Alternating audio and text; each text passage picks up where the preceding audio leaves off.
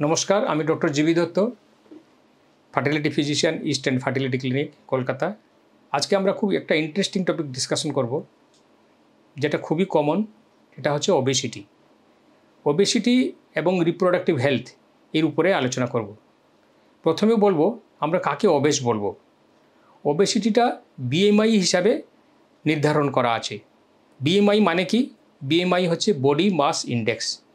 সেটা কিভাবে ক্যালকুলেশন হয়? ক্যালকুলেশন হয় পেশেন্টের weight in KG divided by height in metre square, যেটা হয় সেটাকে হলে বিএমআই। কত বিএমআই হওয়া উচিত একটা মহিলার? নর্মাল বিএমআই হচ্ছে 19 to 25, এটাই হচ্ছে হওয়া উচিত। 18 বা 19-এর নিচে হলে সেটাকে আমরা একটু আন্ডারওয়েট বলি। 25 থেকে 30 হলে সেটাকে বলি ওভারওয়েট। 30-এর উপরে গেলে সেটাকে বলি ওবেস। 35-এর উপরে গেলে বলি সিভিয়ার ওবেস এবং 40-এর উপরে হলে সেটাকে বলি মরবিড ওবেস। এবার ওবেসিটি হলে আপনার কি কি সমস্যা হতে পারে? আপনার হাঁটু ব্যথা, হার্টের প্রবলেম, ওই বিষয় নিয়ে আমরা আলোচনা করব না। আমরা শুধু আলোচনা করব রিপ্রোডাক্টিভ হেলথ নিয়ে।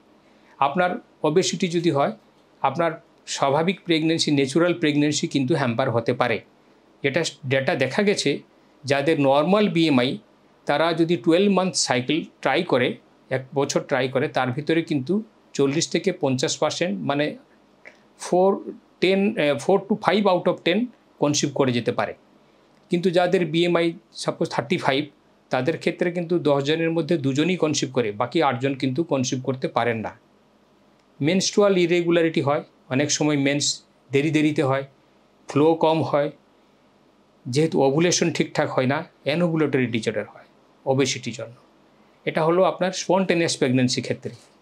আইভিএফ ক্ষেত্রে বলবো আপনার মেডিসিনের রিকোয়ারমেন্ট, যেগুলো আমরা ইনজেকশনস দিই এগ বাড়ানোর জন্য, তাদের রিকোয়ারমেন্টটা অনেক বেশি এবং আপনাকে বেশি দিন পর্যন্ত ইনজেকশন দিতে হতে পারে, ডোজের বেশি, এবং অ্যানেস্থেসিয়া দেওয়ার জন্য কিন্তু একটা রিস্ক ফ্যাক্টর থাকে। অ্যানেস্থেসিসটা কিন্তু আপনার ইন্টিউবেশন প্রবলেম হতে পারে, আপনাকে ড্রাগ রিকোয়ারমেন্ট বেশি হতে পারে, উসাইট নাম্বারও কম আসে, উসাইট কোয়ালিটি কোয়ান্টিটিও কম আসে। এবং আপনার এটা হলো আইভিএফের ব্যাপার নিয়ে দেখা গেছে যাদের নর্মাল বিএমআই তাদের কিন্তু success rate in comparison to high BMI success rate কিন্তু বেশি যাদের আইভিএফ ক্ষেত্রে। এবার আসি আপনার প্রেগনেন্সি ক্ষেত্রে। প্রেগনেন্ট যদি হয়ে যায় সেক্ষেত্রে কিন্তু আপনার মিসক্যারেজের সম্ভাবনা বেশি থাকে। বেবি গর্ভস্থ বেবি, তার কিন্তু মালফরমেশন মানে জন্মগত বিকলাঙ্গ যেটা, সেটাও কিন্তু কিছু ক্ষেত্রে দেখা গেছে যে neural tube defect, limb abnormality বলুন বা ক্লেফট লিপ, ক্লেফট প্যালেট, এই ধরনের প্রবলেম কিন্তু বেবির মালফরমেশন, কনজেনিটাল মালফরমেশন সংখ্যা বেশি যারা যে মহিলারা ওবেস। প্রেগনেন্সি মিসক্যারেজ বললাম। এবার কিন্তু স্টিল বার্থও হতে পারে, পেটের মধ্যে বেবি কিন্তু খারাপ হয়ে যেতে পারে। ডেলিভারি, নর্মাল ডেলিভারি ক্ষেত্রে কিন্তু ডিফিকাল্টি হতে পারে।